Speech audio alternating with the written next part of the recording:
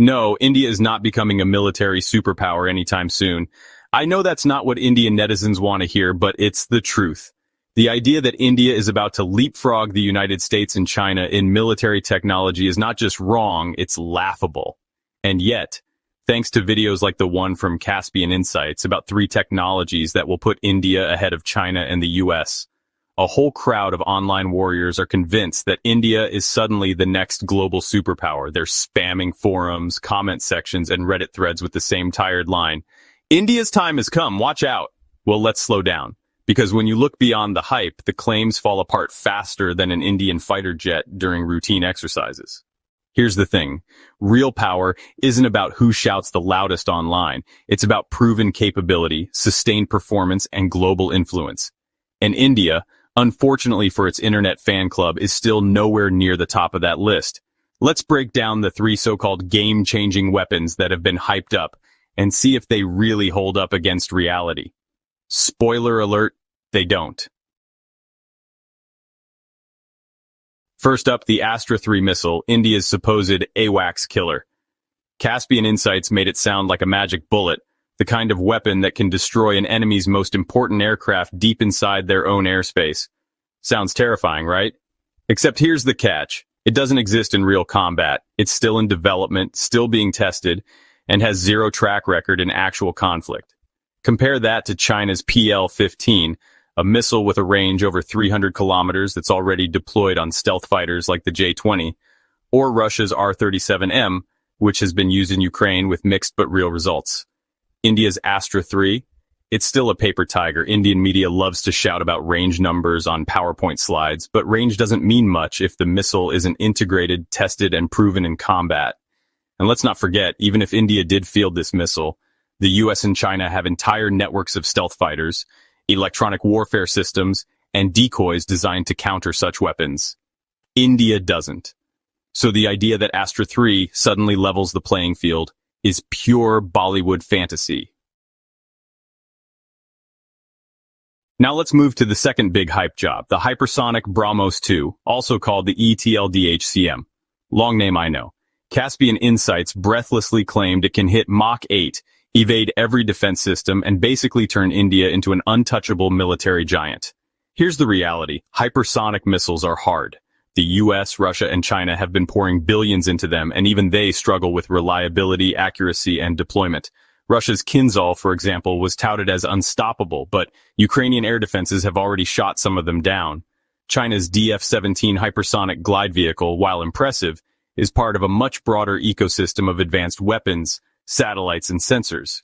India, it hasn't even mastered jet engine technology for its fighter planes.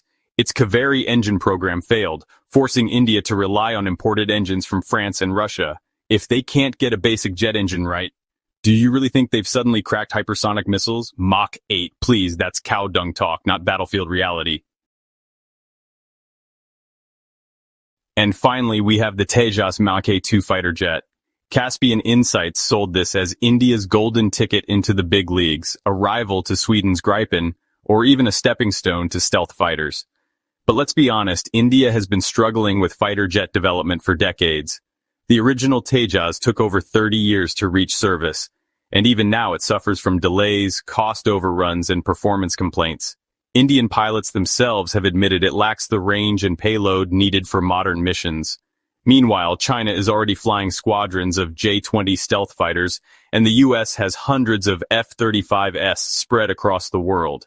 India is trying to celebrate a plane that still hasn't caught up to fourth-generation fighters, while its rivals are already deep into fifth-generation dominance. Calling Tejas Mk2 a global game-changer is like bragging about inventing the DVD player in the age of Netflix. But here's the bigger problem. Even if all these weapons worked exactly as advertised, which they don't, it still wouldn't solve India's deeper weaknesses. Weapons are only as good as the strategy, the training, and the leadership behind them. And on those fronts, India keeps tripping over its own feet. Let's not forget Operation Sindoor, when the Indian Air Force lost multiple jets in a single day. And not just to enemy fire, but to accidents and operational mishaps. That's not a sign of cutting-edge readiness. That's a sign of systemic dysfunction. Or take the infamous Galwan Valley clash. India and China faced off in the Himalayas, And despite all of India's chest-thumping online, Chinese troops beat them back with sticks, stones, and fists. No fancy Astra missiles, no BrahMos hypersonics, just raw discipline and better logistics. That clash exposed how unprepared India was, both tactically and strategically. If India can't even secure its own border against Chinese patrols, how is it supposed to project power across Asia? And let's not forget the economy. Military superpowers aren't built on dreams, they're built on money. The United States spends over $800 billion a year on defense. China spends more than $290 billion. India? Around $80 billion, much of which goes to salaries and pensions, not cutting-edge research. That's not even in the same league. You can't claim to be a superpower when you're buying most of your critical technology from abroad and struggling to build reliable equipment at home. But here's what makes all of this worse. Indian netizens don't want to hear it. Instead, they flood YouTube comments, Twitter threads, and defense forums with blind nationalism. Every time a new missile test happens, they act like India has just surpassed the Pentagon in Beijing in one afternoon. It's like watching a football fan cheer every practice goal as if it's a World Cup win. It would be funny if it weren't so sad, because this kind of chest thumping doesn't help India grow stronger. It just feeds a bubble of unrealistic expectations. Take the Astra 3 again. Even if it works perfectly, India doesn't have the radar network, the stealth fighters, or the electronic warfare capability to maximize its potential. The US has AWACS, F-22S, F-35S, and satellites all feeding data in real time. China has a growing fleet of J-20S, advanced drones, and space assets. India? It still struggles to keep its Soviet-era MiGs in the air, or the hypersonic BrahMos. Sure, let's say India really does achieve Mach 8 speeds. What good is that if the missile can't be mass-produced affordably, or if India doesn't have the surveillance network to know where to aim it? Weapons don't operate in isolation. They're part of a system. And India doesn't have that system.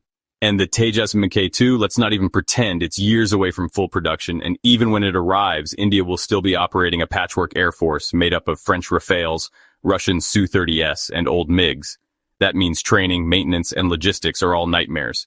Contrast that with the US, which has standardized fleets of F-35S and F-22S, or China, which is rolling out hundreds of J-10S and J-20S. India's Air Force looks less like a modern powerhouse and more like a garage sale of second-hand aircraft. So why does all this hype keep happening? Simple. Because it sells. Indian defense contractors need funding, Indian politicians need to look strong, and Indian YouTubers need views. So they pump out flashy claims, slap dramatic music behind them, and tell the audience what they want to hear. India is rising. India is unstoppable. India is the next superpower. And the netizens eat it up, spamming comments with Jai Hind, while ignoring the uncomfortable truth that India is still decades behind the real players. The truth is superpowers are measured not by announcements, but by performance. And India's performance so far has been underwhelming. From losing jets in peacetime exercises to being embarrassed on its border to importing more weapons than almost any other country, India's track record doesn't scream future superpower. It screams work in progress. So just remember this. China and the US aren't losing sleep over India. They're competing with each other, pouring billions into AI, drones, cyber warfare, and hypersonics that India can't even dream of matching yet. But hey, maybe Indian netizens don't want to hear that.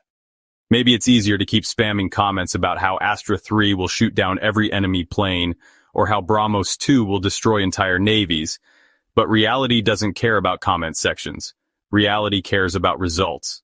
And until India can prove its weapons work in real combat, until it can back its technology with strategy and funding, it's not a superpower. It's just a loud voice on the internet.